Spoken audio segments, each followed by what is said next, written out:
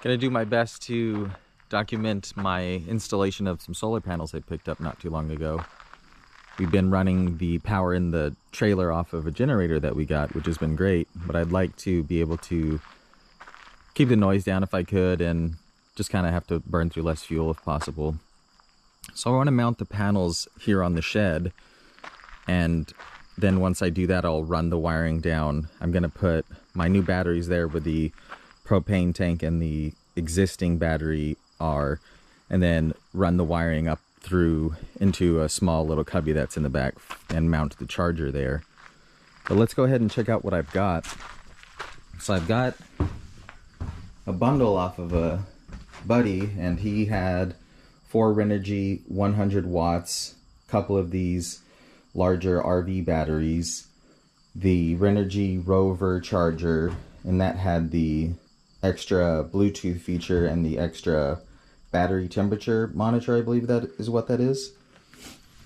And then with that was also some, those are joiners, I believe. They're just going to join 2 positives and then make that into a single positive, or vice versa, whichever you're using it for.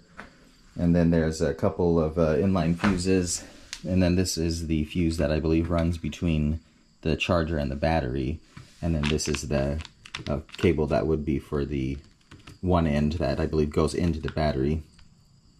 What I got was some extra wiring to be able to wire these series in parallel, so I'm going to have a little bit more than what came with it, which was this. What I'm going to try to do is replace all the wiring with what I just bought instead of using the little bit here and this, but it'll depend on how much I end up needing. I ended up getting more MC4 connectors, and I ended up also getting a little 10-foot run of 8 gauge to run the charger to the battery, because this is too short for where I want to end up mounting that. I needed some new lug ends for the new wiring, so I got a little set here, and I believe all the wiring I got and these lugs are all tinned copper. To be able to crimp these, I got this little hammer smacker guy, and I also got these MC4 connectors need this crimper, so I got a crimper. And in order to mount the panels to the shed, I got this unistrut.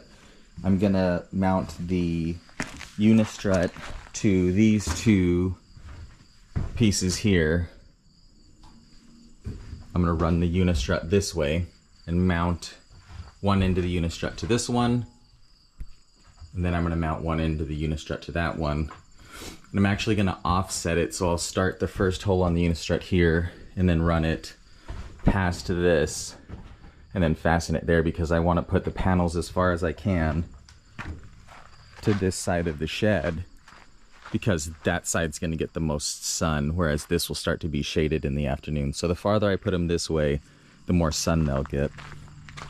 So I'm going to mount the unistrut to the shed through those pieces there with some 1.5-inch self-tapping screws, and I'm going to mount the panels through the riser mounting brackets that came with them with some little bolts I got here, and then those are going to go into these unistrut nuts, so that'll go through that mounting bracket into here, and between the rise of the bracket here, or the unistrut, and the rise on the bracket, I think I ended up with like close to 2 inches, which is basically Renogy's recommendation for gap between the roof itself and the panel for cooling, basically, to allow air to pass through.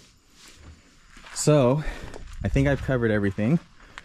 What I'm going to do is I'm going to put the lower portion of unistrut on first, and then I'm going to mount it, and then after that I'm going to end up putting the panels on, and then I'll put the second piece of unistrut and then just line up all the holes and mount it, and then secure the unistrut to the top. Got the 2 pieces of unistrut up here. I preloaded each one with 8 of these nuts. The far end will be where the first mounting point is, and then the second mounting point will be just here. This is where the two cross members are, there and at that end.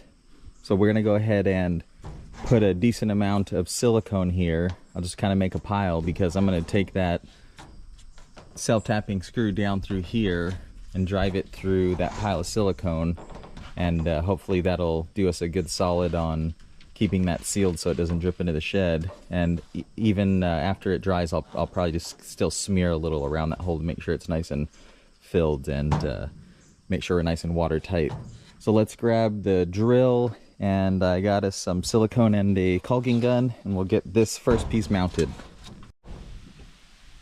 So I went ahead and I drove one self-tapping screw, 1.5 inch long, with the washer on each end, basically, where each cross member was, and this is pretty solid. I'm gonna now put one panel on this end, and I'm gonna put one panel on that end, and I'm gonna mount it into the nuts, and then I'm gonna also mount the top unistrut to the panel, one on each end, and then I'll drill my self-tapping screw through the top. So without having to measure, I'm just gonna space it to where it needs to be, and then mount that top unistrut down.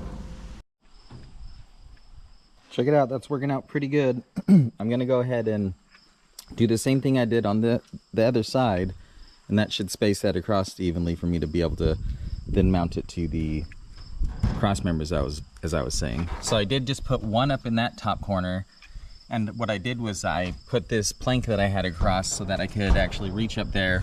Otherwise my weight would crush these ribs in, or dent the top of it itself in.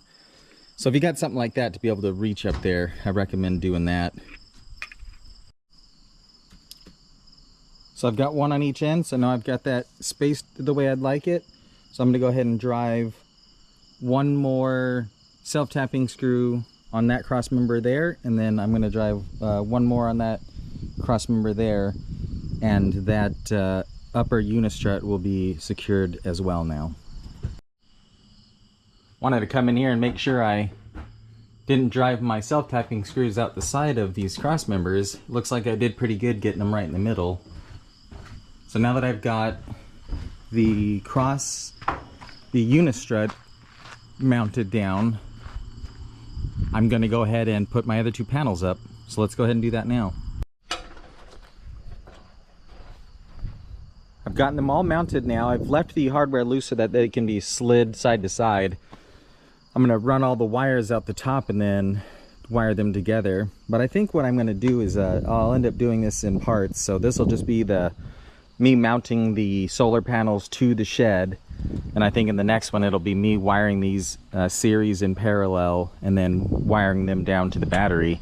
But I'm gonna step down and show you how this ended up looking. I thought it came out pretty clean looking. This was a really budget, considering it's just some unistrut with some nuts holding it down with the brackets that came with it.